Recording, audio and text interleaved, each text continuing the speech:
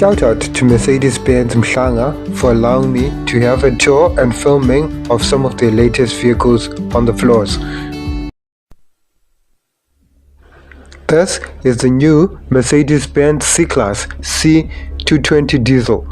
It is part of the new W206 generation or 4th generation C-Class introduced in 2021. It has a straight 4 engine with 197 brake horsepower. With a much updated look over its predecessor, it also follows the design profile and silhouette of its much bigger sister, the S-Class.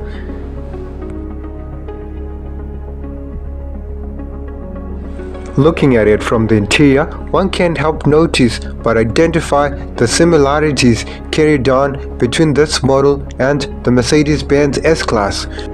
Immediately, its most standout feature is the center display with the latest Mercedes-Benz mbux platform on a high-resolution display that appears to be a floating wing design. The large display almost replaces majority of the physical buttons with just a few at the bottom. The 3 air vent design at the top makes the vehicle look sporty, and it's closely resembled with those vents that come from the Mercedes-Benz AMG GT.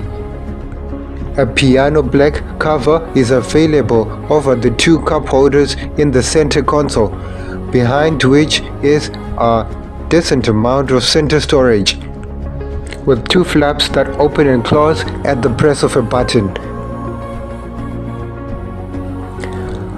The steering wheel is similar to that found in the Mercedes-Benz S-Class with double 3-spoke design, and it has majority of the physical buttons in the interior and the 3-pointed star logo in the center.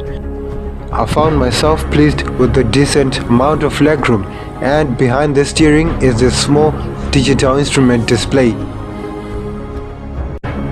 The C220D has entry-level performance specs with 192 brake horsepower at 3,800 revs per minute and 400 Nm of torque at 1,600 revs per minute from its 2-liter diesel 4-cylinder engine. With a much more sporty-looking interior, more landscape display, rounded air vents with chrome accents, the Mercedes-Benz GLB interior cannot fail to please the aesthetic enthusiast.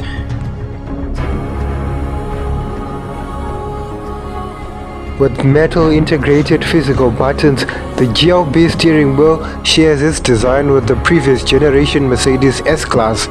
Behind it is the new mbux platform in a landscape format. There's dual 10.25-inch displays, one being the infotainment system with a crisp high-resolution display of the mbux. Going through the menu functions, the system felt highly responsive, although many of the functions required the vehicle to be on. However, I did notice at some point a little bit of lagginess. The crisp high-resolution display supports both Apple CarPlay and Android Auto. With that, it also has many functionalities of the vehicle assistance embedded in it, including the functionality of lighting, the systems and performance of the dynamics of the vehicle, and many other things as well.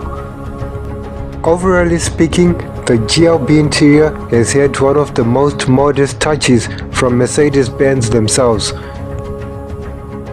The Mercedes-Benz GLB was designed to be a crossover that blends the gap between the GLA and the Mercedes-Benz GLC. It shares a lot of its reminiscent features from the much larger Mercedes-Benz GLS, and the interior quality has already spoken for itself as we had a tour. The boxy nature of the vehicle has also slight similarities to the G-Wagon, which the GLS was originally intended to replace. In terms of specs, the GLA has entry-level performance with a 2-liter straight 4 producing 187 horsepower and 400 Nm. With a lot of diesel cars on my list, the Mercedes-Benz G400D comes up next as the latest iteration of the modern-day Mercedes-Benz G-Wagon.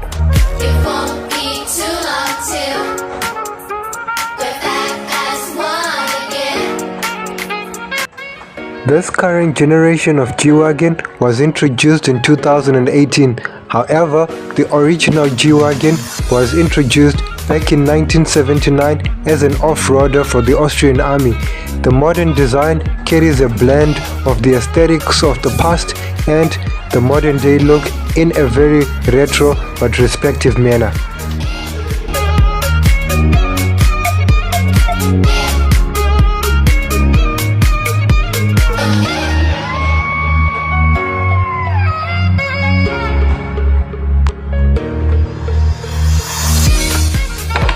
Opening the door makes a clicking, satisfying sound of the G-Wagon. Inside is an interior that is the tallest of any vehicle cabin that I've yet been in. The vehicle also makes use of a large landscape display and rounded air vents similar to that in the Mercedes-Benz GLB.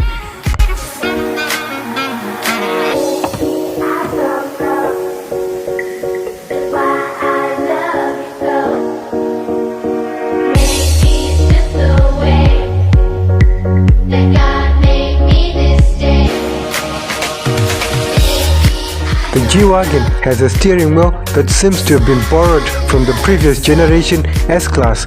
The interior also shares a lot in common with previous generations of Mercedes-Benz, especially the center console. However, the interior is still extremely high quality, especially these red upholstered seats with the red followed in the sides of the doors.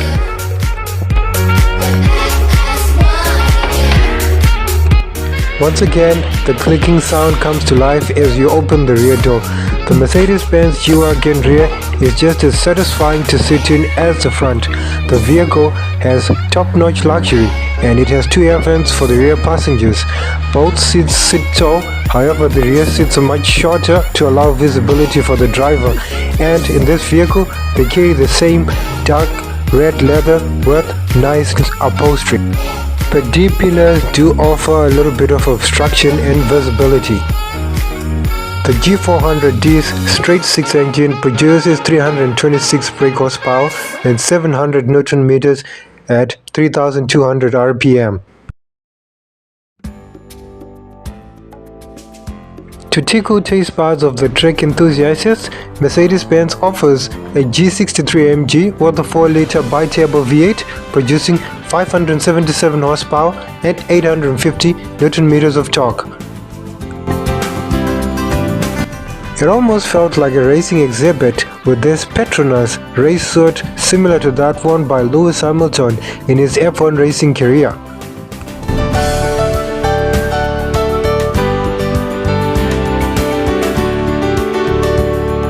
With that in mind, this little exhibit shows more stuff from Formula 1 racing, including the racing shoes, racing gloves, a golden helmet, as well as an actual Mercedes-Benz Formula 1 steering wheel.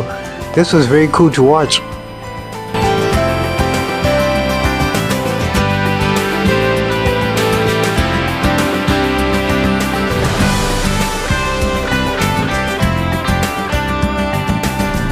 The CLA-35 AMG is the track enthusiast's weapon of choice for a proper track day somewhere on a racetrack.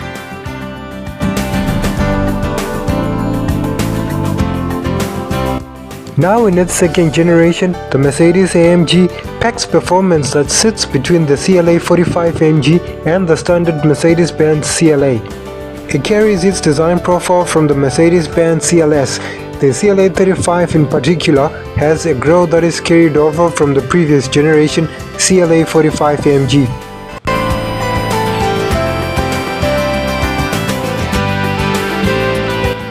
The straight 4 AMG 4-cylinder engine produces 301 brake horsepower, 5800 revs per minute and 400 Newton meters of torque at 3000 revs per minute via 7-speed double clutch gearbox. Arguably one of the greatest looking designs of the modern era, the Mercedes-Benz SLS was the first vehicle ever produced and developed exclusively by Mercedes-Benz AMG.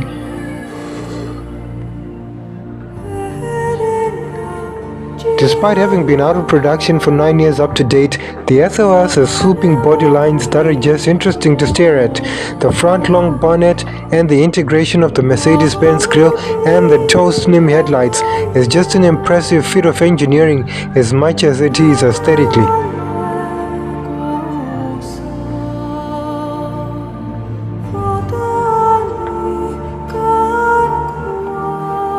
Tobias Moore was head of AMG when the SLS was launched, and it had the most powerful V8 engine in the world, producing 563 brake horsepower.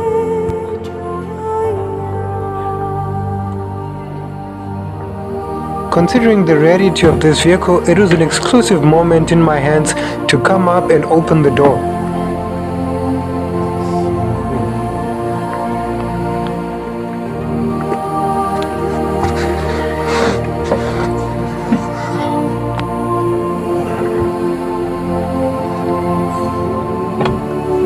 With a single piece unit, polished metal gauge cluster, and L implementation of double clutch transmission with pedal shifts mounted to the column, the SOS was quite forward thinking for its time.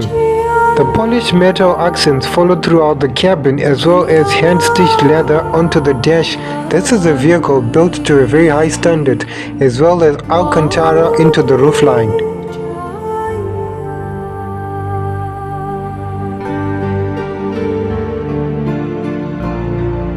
The presence of a lot of physical buttons inside the interior emphasized the fact that this is a car from the era before giant touchscreens came to fruition.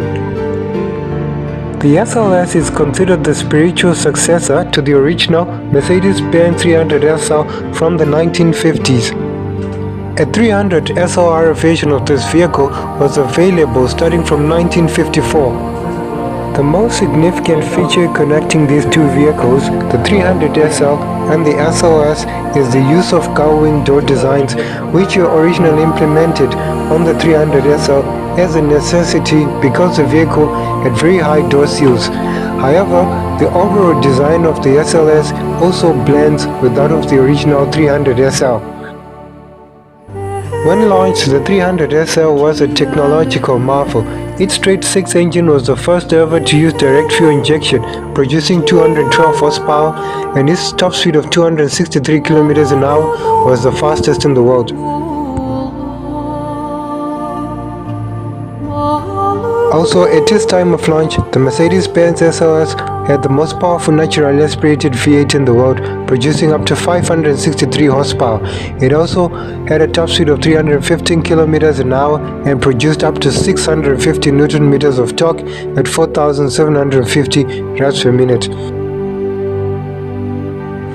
The Mercedes-Benz S-Class is the cutting edge of Mercedes-Benz design, and this is the S400 interior. The vehicle has very high quality minimalist interior and the largest implementation of mbux I've seen so far. The crisp 12.8-inch high-resolution display has voice activation command for Hey Mercedes for many operations of the vehicle system.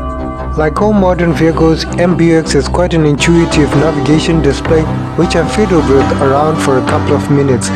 The system is quite easy to use and has a giant home button that you can press at any moment and it brings you back home to the main icon features. Heated and massage functions of the seats as well as ambient lighting can all be controlled through this giant screen.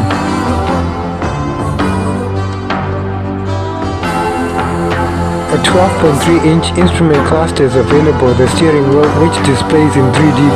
Also with it is augmented reality that can be projected onto the windscreen for navigation directions when the navigation functions are activated. mbux also utilizes biometric sensors for fingerprint scanning when you want to log into certain applications.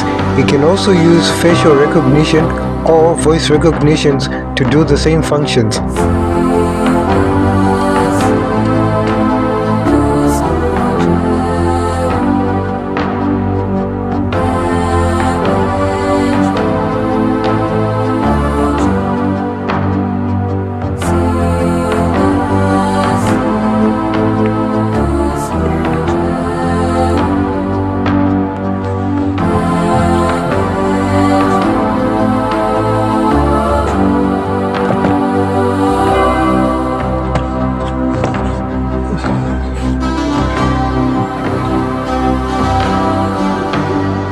vehicle utilizes soft closed doors and door handles that are projected to you as you approach it.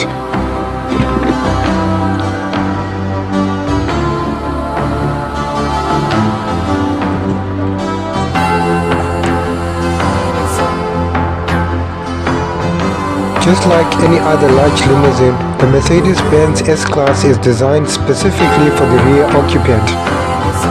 The vehicle has a large amount of sound deadening materials, and as you close the doors, you feel the silence and exclusion from the external environment. The seats have high level of comfort and superior leather bolstered onto them.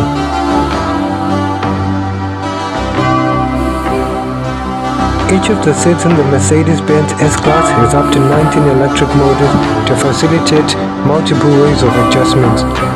The seats implements 10 massage programs ranging from relaxing back or shoulders to active massaging and even workouts. The standard wheelbase S-Class weighs in 2,246 kilograms and is 3,165 millimeters in length. The Mercedes-Benz S400D from its 3-liter straight-six engine produces 326 horsepower at 3,400 revs per minute and 700 Nm of torque at 1,200 revs per minute. From a generation of Mercedes-Benz famous for over-engineering comes this generation of the Mercedes-Benz SL, the R129, and this specifically is the SL500 version. This vehicle was famous for being the first car to have seatbelts anchored directly onto the seats rather than to the floor B-pillar transmission tunnel. Introduced in 1989, this generation of SL carried a lot of innovations. It included adaptive damping systems ADS-B, automatically extending rollover bar, and electric features that are standard, including windows, mirrors and seats, and hydraulically convertible top. With its boxy-looking nature, the vehicle was based on a short wheelbase of the Mercedes-Benz W124 platform. Several facelifts were given throughout the lifespan of the R129. Notable in 95 here were the switch of the odometer from mechanical to electronic, optional portable cell phone voice acting dialing, clear for turn signal indicators for US spec models only, both stereo and now standard speakers and subwoofers. Other few cosmetic upgrades were done to the exterior as well, including the headlights and the rear lights.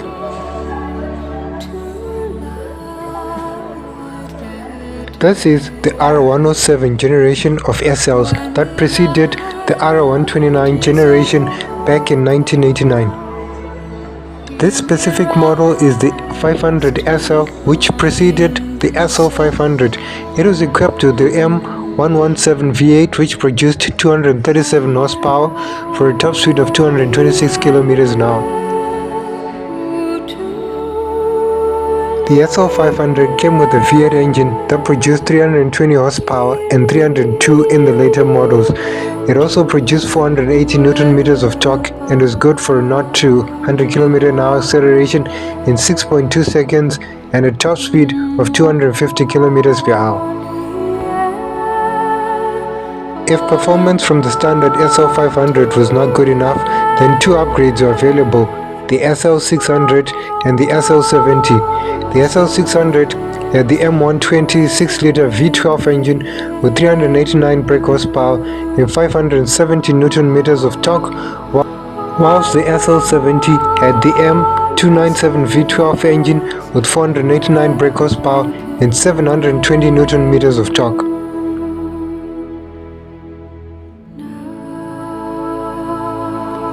With an ever-increasing concern for the electric future, the EQS 53AMG is the first offering of the EQS platform with an AMG lettering.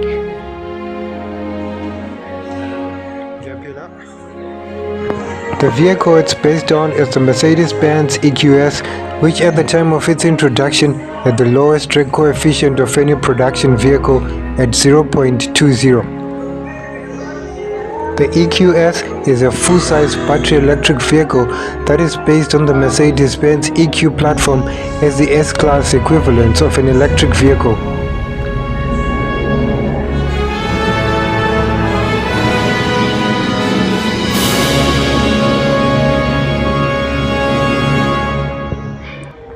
The vehicle has an extremely curved roof profile to lower the aerodynamic drag.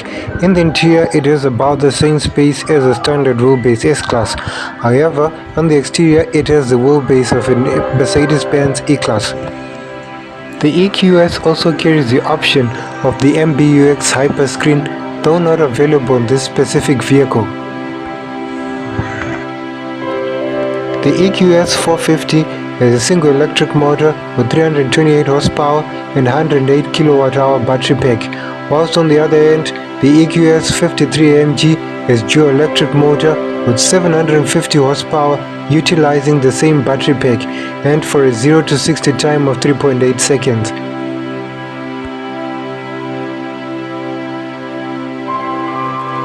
The EQS platform utilizes permanent magnet alternating current synchronized electric motors. The vehicle sits on a skateboard platform with a battery utilizing pouch-type cells or hard case prismic type. All the cell modules are integrated either in 10 or 12 packs into the battery. The EQS also comes with rear-wheel steering. The EQB is the electric equivalent of the GLB class. It comes with a 225 brake horsepower electric motor, 66 kWh battery pack and a 435 km range. That concludes this video. Thanks for watching and subscribe.